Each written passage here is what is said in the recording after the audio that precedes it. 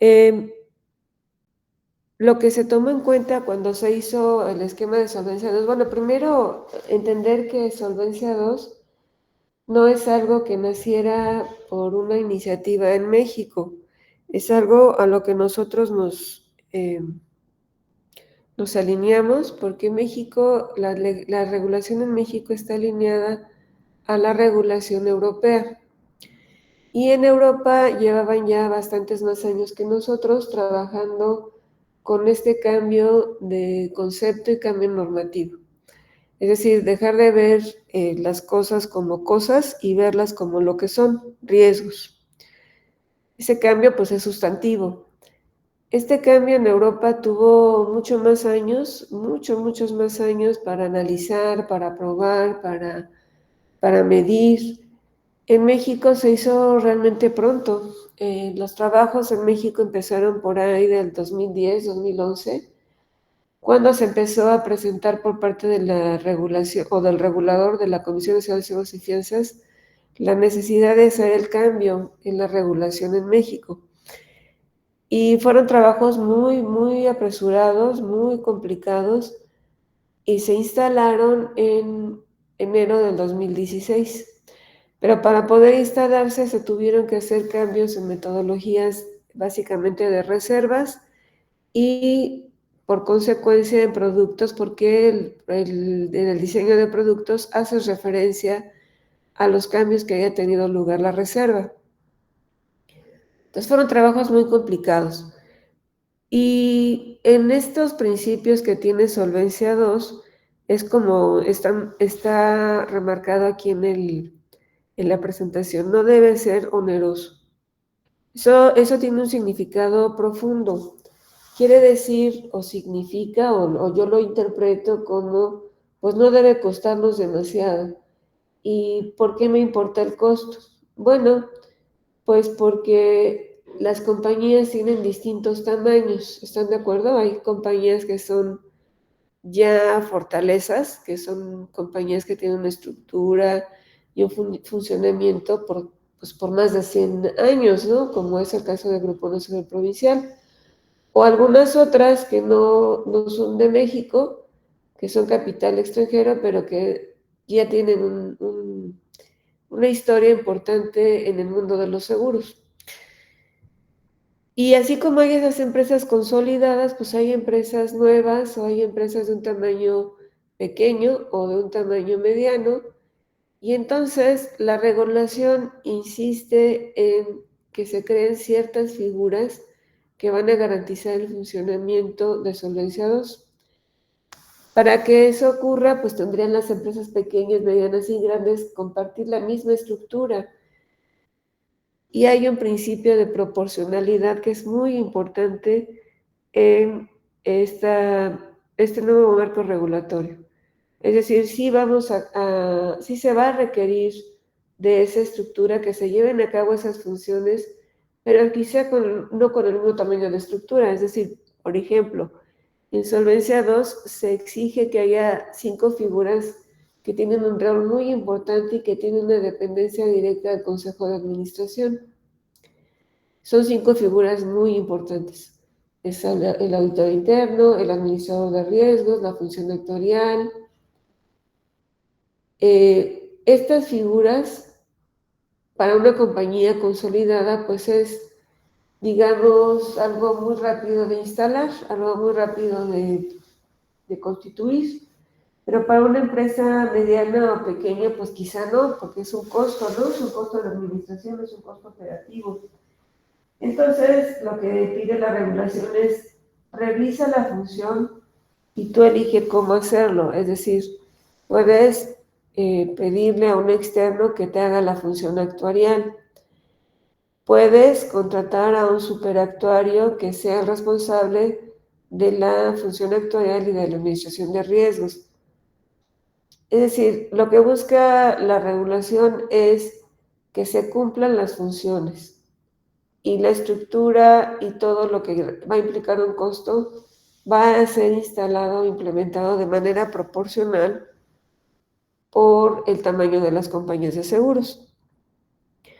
Y hay un principio también muy importante. hay un proceso de revisión permanente de parte del regulador, que es la Comisión Nacional de Seguros y Fianzas. A ver, déjenme cambiar de hoja. Ok.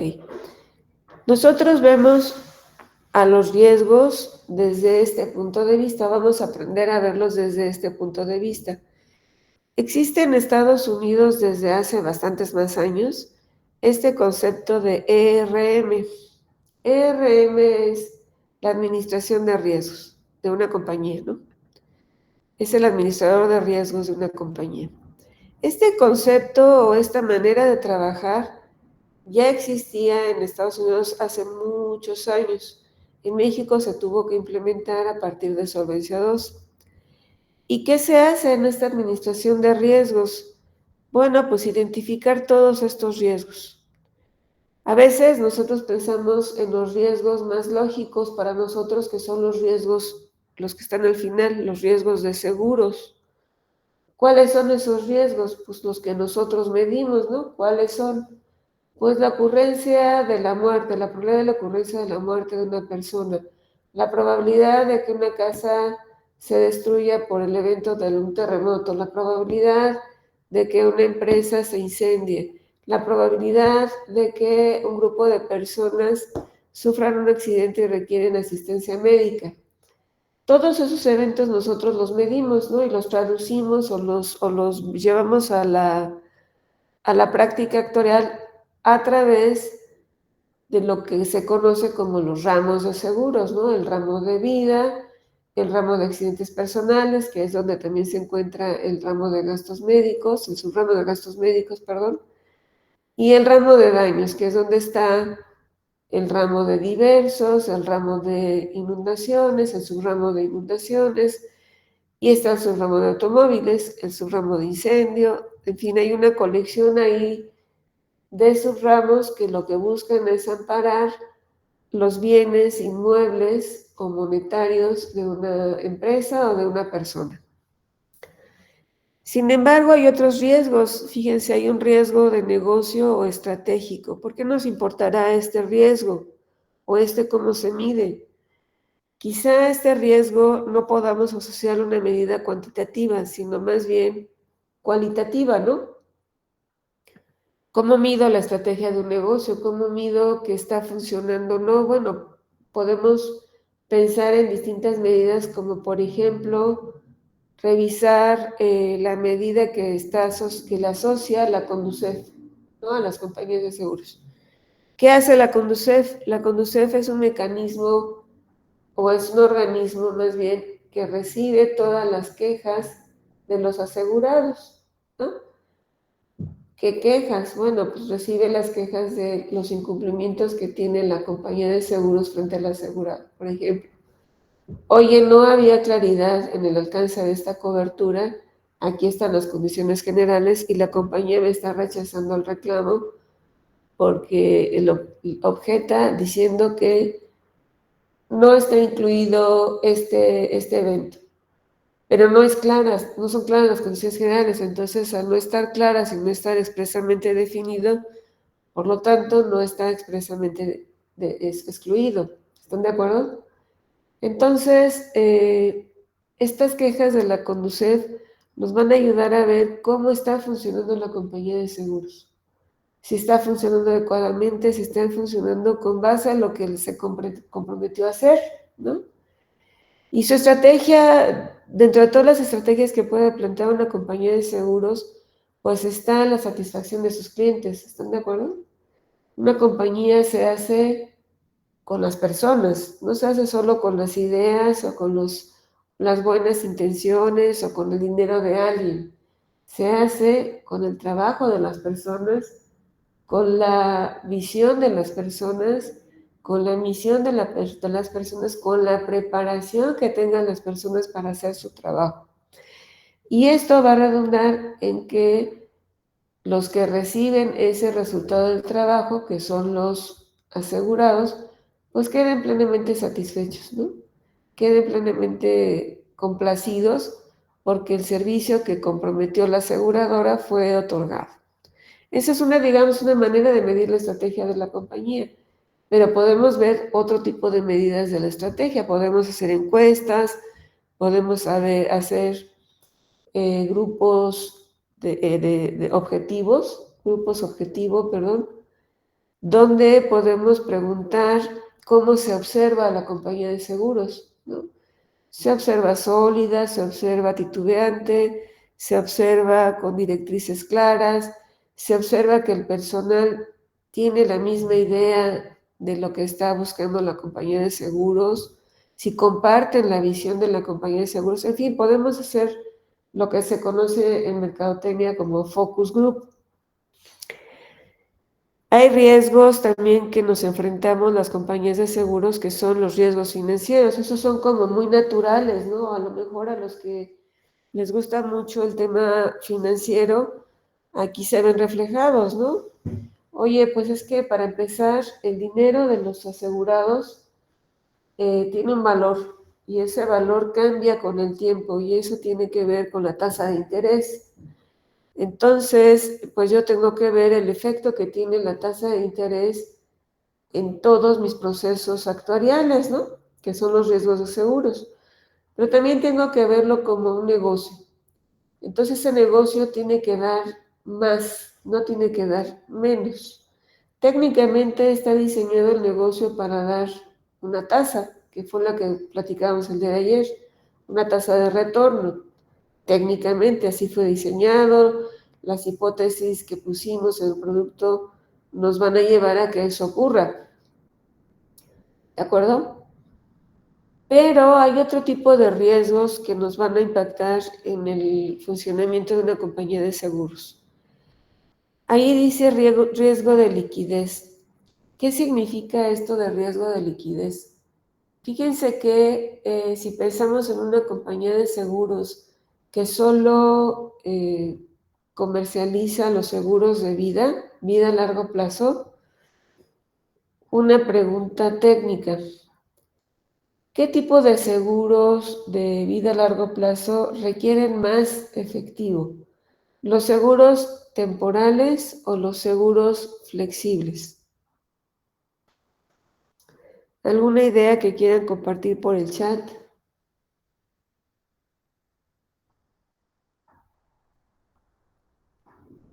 Los flexibles. ¿No? ¿No hay ninguna idea?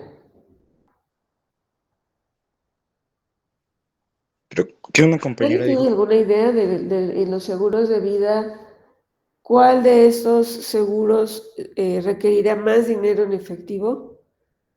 ¿Lo requerirá el seguro temporal o el seguro flexible? Bueno, así voy a empezar a meter calambres, chicos. Voy a empezar a hacer así preguntas para que vayan a sus notas y revisen y se acuerden quiénes son cada uno de estos seguros. Lo vamos a ver, pero quiero que vean cómo es que lo vamos a ver aquí en este curso, ¿sí? Bueno, si nos acordamos de lo que vimos en seguro de personas, nos recordaremos que un seguro temporal pues solo ofrece protección por fallecimiento. Entonces es un seguro que tiene un alcance corto, ¿no? Ese seguro pues va a pagar solamente si y solo si el fallecimiento de la persona asegurada ocurre dentro de la vigencia del seguro. Si ocurre un minuto después de que terminó la vigencia del seguro, pues ya no se paga nada. ¿Están de acuerdo? ¿Qué hace un seguro flexible? Como su nombre lo indica, es flexible, es decir, yo tengo la posibilidad como asegurado de meter dinero cuantas veces yo quiera y del tamaño que yo quiera. Ese dinero va a servir para pagar la prima del seguro, pero también va a servir para ahorrar. Es decir, yo como asegurado puedo encontrar en ese tipo de seguros la posibilidad de invertir. Y entonces lo que yo digo es, oye, si yo tengo que pagar al año 4,000 pesos porque es lo que cuesta protegerme en mi vida, recuerden ustedes que en un seguro de vida, si no existe la protección por fallecimiento, no es un seguro de vida, ¿sí? Entonces, si yo analizo como asegurada intelectual y digo, miren, Este seguro flexible lo que hace es que todo lo que yo voy aportando lo va invirtiendo, entonces mi dinero va creciendo.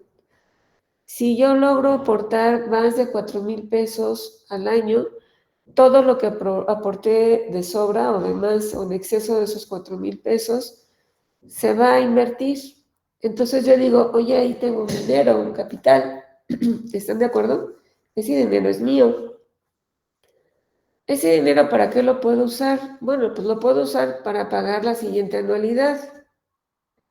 Pero si soy una persona asegurada que es actuaria, pues yo diría, pues sigo ahorrando, ¿están de acuerdo? Porque todos queremos tener no el mismo dinero, queremos tener más dinero.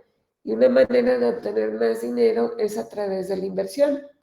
Es decir, no saco mi ahorro y al menos dejo que crezca con los intereses. ¿Sí?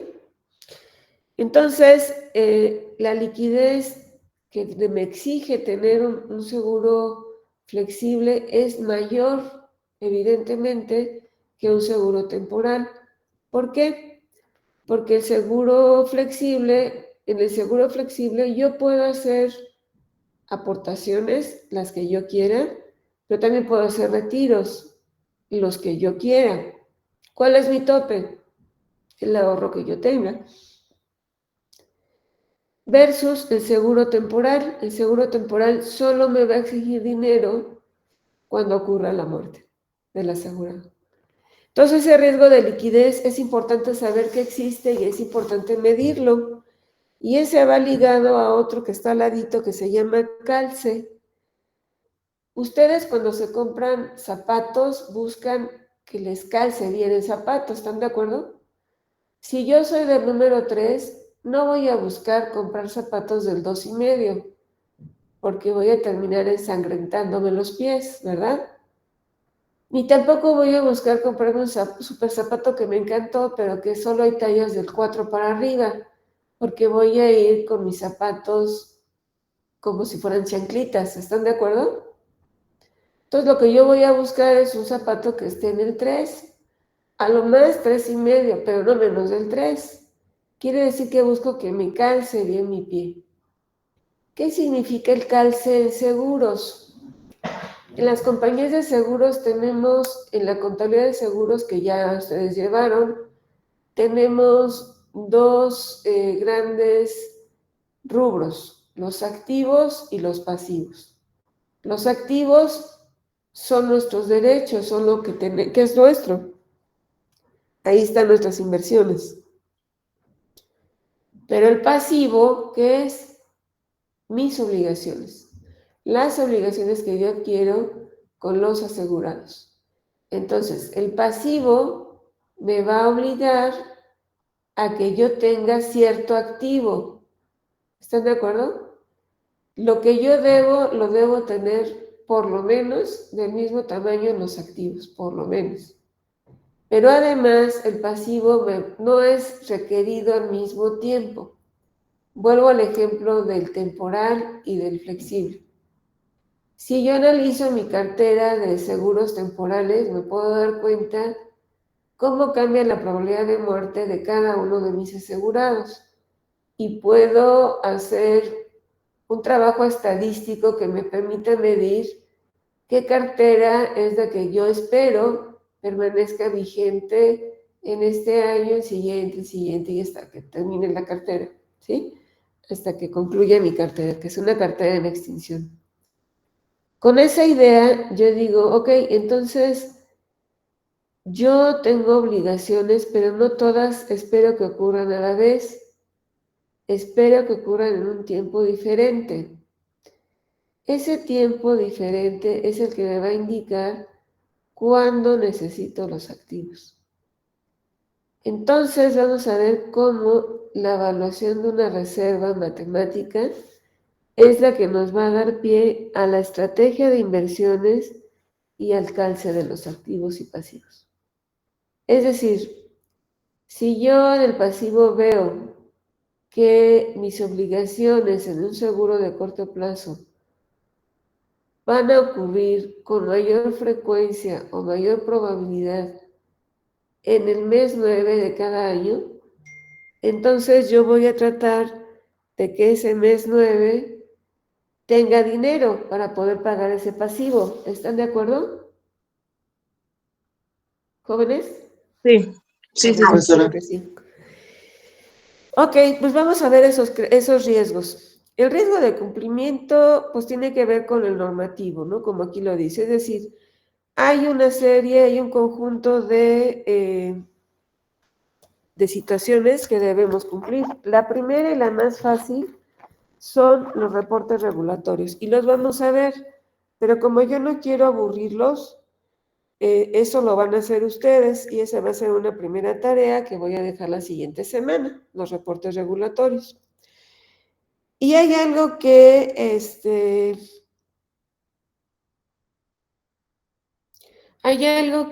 casi siempre ignoramos, que es el riesgo operacional. Casi siempre como actuarios decimos, no, pues el riesgo operacional pues es de los operativos, ¿yo qué tengo que ver con los operativos? Bueno, pues resulta que el operativo es el que hace que tenga vida la compañía de seguros, porque es el que se encarga de registrar, de cargar en los sistemas las pólizas, de capturar los pagos, de conciliar esos pagos, de hacer la cobranza, de registrar los siniestros, de decidir si procede el pago de un siniestro o no. Eso hace el operativo. Si el operativo hace mal su trabajo, yo voy a tener una basura en los registros de la compañía, ¿están de acuerdo? Y una fuente primordial de información para las compañías de seguros, pues es la contabilidad. Esa contabilidad tiene que estar bien. Tiene por lo menos que ser una fiel representación de la realidad de la compañía de seguros. Y dentro de esos riesgos operacionales, pues está el tecnológico, el que tiene que ver con sistemas.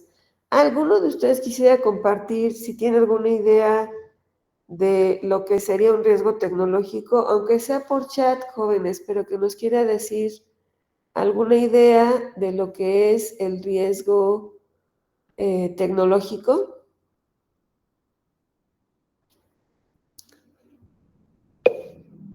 Yo tengo una idea.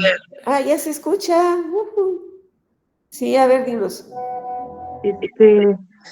Por ejemplo, cuando hay como fugas de información, Ajá, o sea, sí, sí, sí te no escucho. sé, no sé, o sea, la posibilidad de que un tercero interfiera en los sistemas y pues obtenga así los datos o pues todos los procesos que lleva una empresa, ¿no?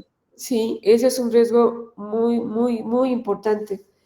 ¿Quién habló? Disculpa, perdón, porque no alcancé a ver tu nombre. Ay, soy Regina. Ok, Regina, muy bien. Los fraudes, también dice Vanessa. Es cierto, el riesgo tecnológico, a veces decimos que los sistemas pues tienen que funcionar, ¿no?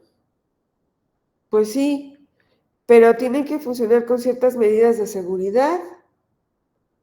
Es decir, tenemos que ponerle todos los candados que se requieren para evitar fuga de información. Pero también tiene que tener muchísimos controles para que lo que digamos en el sistema sea lo que realmente está pasando. ¿Están de acuerdo?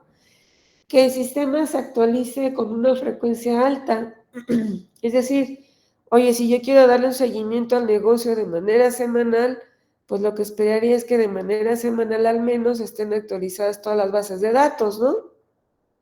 Oye, pues yo soy una persona que es ejecutiva y que me interesa diariamente darle seguimiento a los pagos que están entrando a la compañía.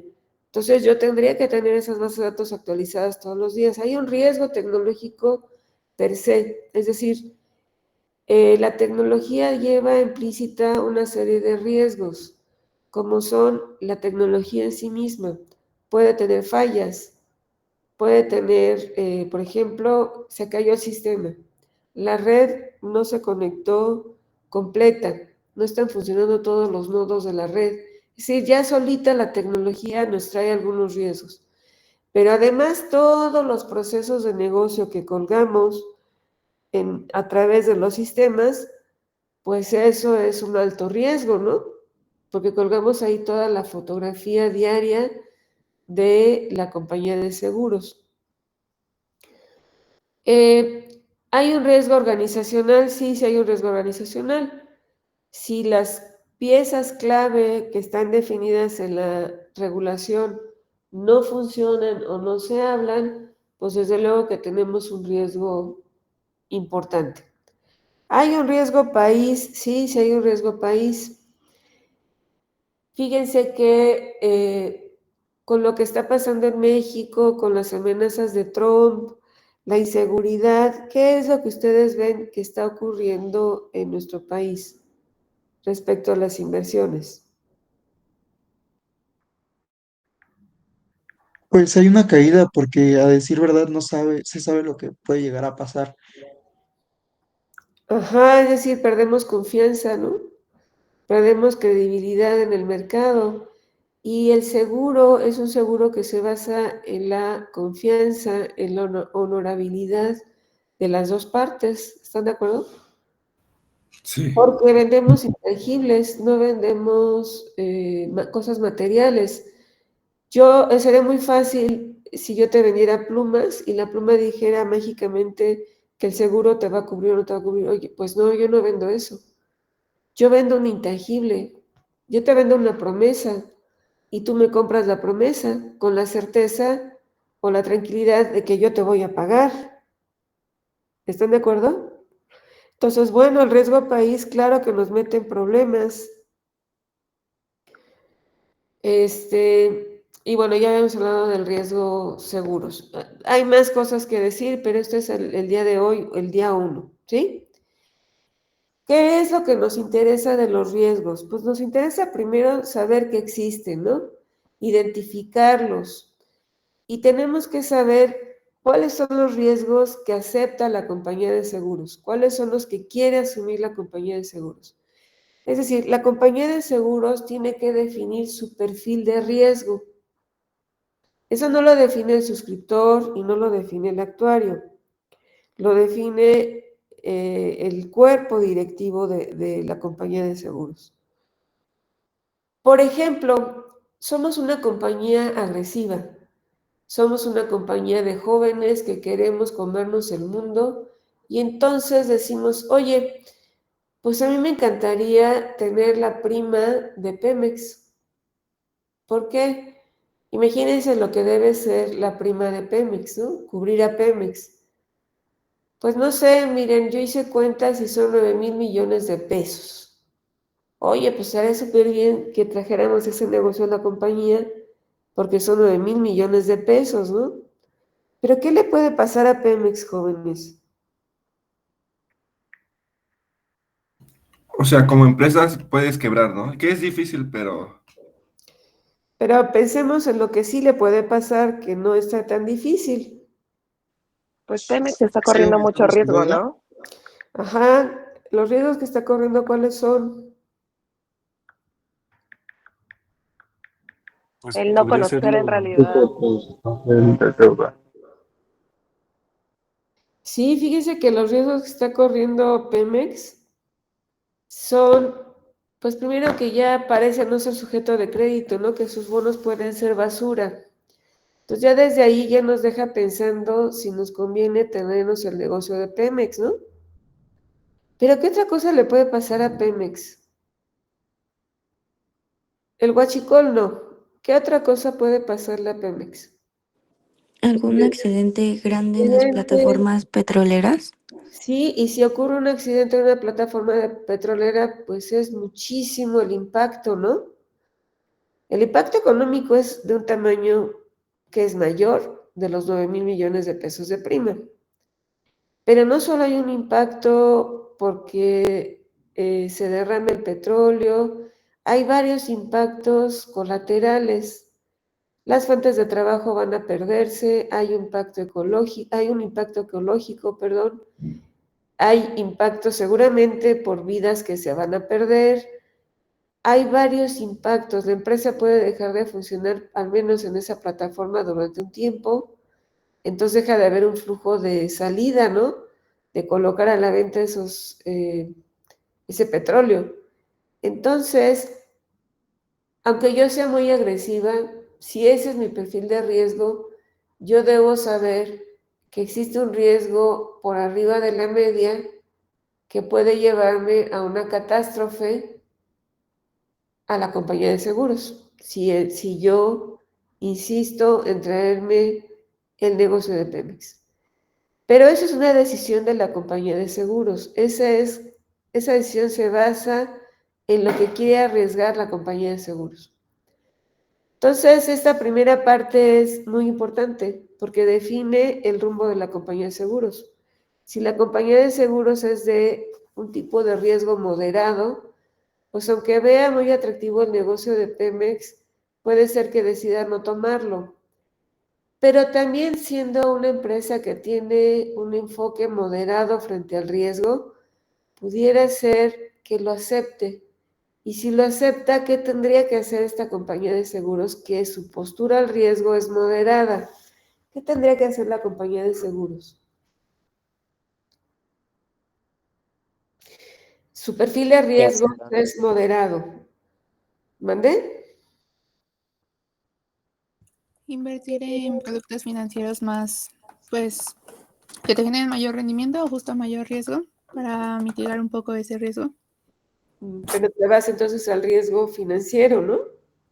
¿Sería reasegurarse? Bueno, Reasegurarse, exactamente. Yo tengo que buscar en el mercado financiero y de seguros opciones. Y la primera opción, la más inmediata que tengo, es el reaseguro. Seguramente el reaseguro me va a decir, pues me tengo que volver a reasegurar y va a haber un contrarreaseguro. Y puede ser que haya varios contrarreaseguros, es decir, que haya varios reaseguramientos a un solo evento, porque la posibilidad de pérdida puede ser muy grande y puede ser que te lleves a la quiebra al reasegurador y el reasegurador pues eso no lo va a permitir, ¿no? Entonces va a buscar reasegurarse y reasegurarse y reasegurarse para poder distribuir el riesgo entre más partes y si ocurriera un evento desfavorable, pues esa no sea la razón por la que la compañía de seguros se vaya a la quiebra. Entonces, este primer rengloncito tiene mucho significado. El segundo rengloncito es, pues, cómo hago que disminuya la posible ocurrencia del reclamo, ¿no? Ocurrencia del evento. Entonces tengo que buscar que se prevenga esas ocurrencias. Oye, por ejemplo, yo tengo un negocio que es de pinturas, ¿no? Las pinturas son altamente inflamables y se me ocurre meterlas en un cuarto cerrado y les voy a poner apiladas y entonces no tengo ningún rociador, nada, ninguna medida que en cuanto ocurriera algún siniestro, es decir, que alguna de esas pinturas por alguna razón se incendiara, vaya a provocar un problema peor. Entonces tengo que hacer medidas de prevención y medidas de previsión. Y también entonces tengo que pensar en si tengo que transferir este riesgo o no.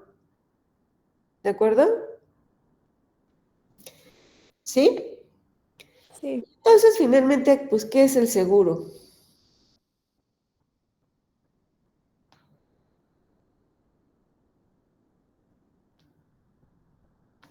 ¿Qué es el seguro, chicos?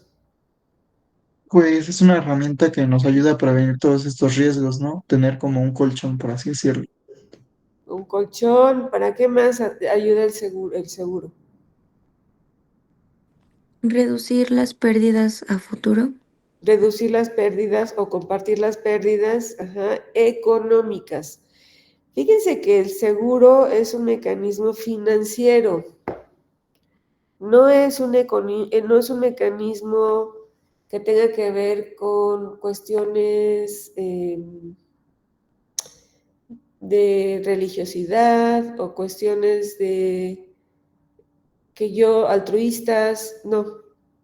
No, el seguro tiene una razón financiera. Para que yo pueda ofrecer un seguro, recuerden lo que vieron en teoría del seguro, que debe existir un interés asegurable. Y el interés asegurable existe cuando existe una pérdida económica. Si no existe una pérdida económica, pues ¿para qué te aseguro? Lo que yo voy a tratar es de resarcir económicamente tu daño. Si se muere una persona, pues no te va a bastar con mis condolencias. Tú vas a requerir, yo voy a medir el riesgo, por ejemplo, Dios no lo quiera, pero se muere el papá de alguno de ustedes o de todos ustedes a la vez, ocurre una catástrofe y todos sus papás se mueren y yo soy la compañía de seguros. Sí, ustedes van a llorar la pérdida de sus papás, van a sufrir, posiblemente decidan dejar la escuela, no sé. Van a ocurrir muchas cosas, ¿no?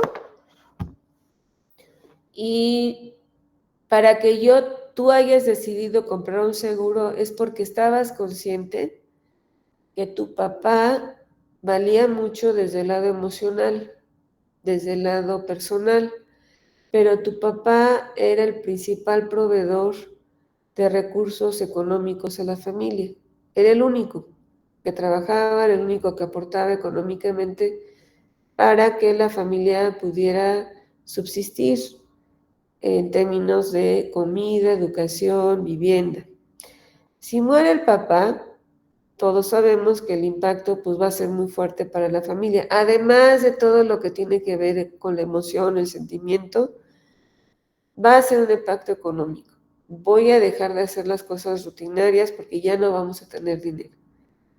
Entonces el seguro funge con ese interés económico. Entonces quiere decir que reducimos nosotros todo a el equivalente de la pérdida en pesos. Es decir, yo tengo que buscar la manera de medir lo que vale una persona en pesos, si es que quiero cubrirla por la muerte. Yo debo tratar de traducir el valor de una vivienda en pesos si la casa llega a destruirse por un terremoto, por un incendio o por lo que sea. Yo tengo que, sí, Asael, dinos. Una duda, ¿ese seguro en caso de fallecimiento por la persona proveedora económicamente de la familia, se lo dan en una sola exhibición a la familia o el asegurado, pues justamente claramente antes de fallecer, puede pedir que sea en forma, o sea, de que sea mensualidades? Sí, de hecho, el asegurado define cómo quiere que sea la liquidación de su seguro. Si quiere que sea en una sola exhibición, si quiere que sea en anualidades, él va a decidir la manera, o rentas, pues. Incluso hay tipos de seguros donde el papá busca que los menores o los hijos que están estudiando se creen fideicomisos para ellos para que siempre haya la posibilidad de pagar sus estudios. ¿De acuerdo? Ah, ok, Entonces, gracias. eso vamos a irlo aterrizando poquito a poquito, pero es importante saber que existen, que de hecho es un rasgo que puede ser competitiva una compañía de la otra, ¿no? Si yo solo ofrezco que la liquidación de tus seguros sea en pago único, pero enfrente hay otra compañía de seguros que te da una gran variedad de opciones de liquidación, pues seguramente tú te vas a ir con esa compañía, ¿no? Porque te da más opciones. El seguro tiene que ser dinámico. El seguro se tiene que adaptar de manera rápida a las necesidades del mercado. El seguro, como ya dijimos, es un mecanismo financiero y es un mecanismo de transferencia de riesgo. Alguien, que es la persona, me transfiere a mí su riesgo, que es la probabilidad de su muerte, para que yo sea capaz de pagarle a sus beneficiarios en caso de que éste muera.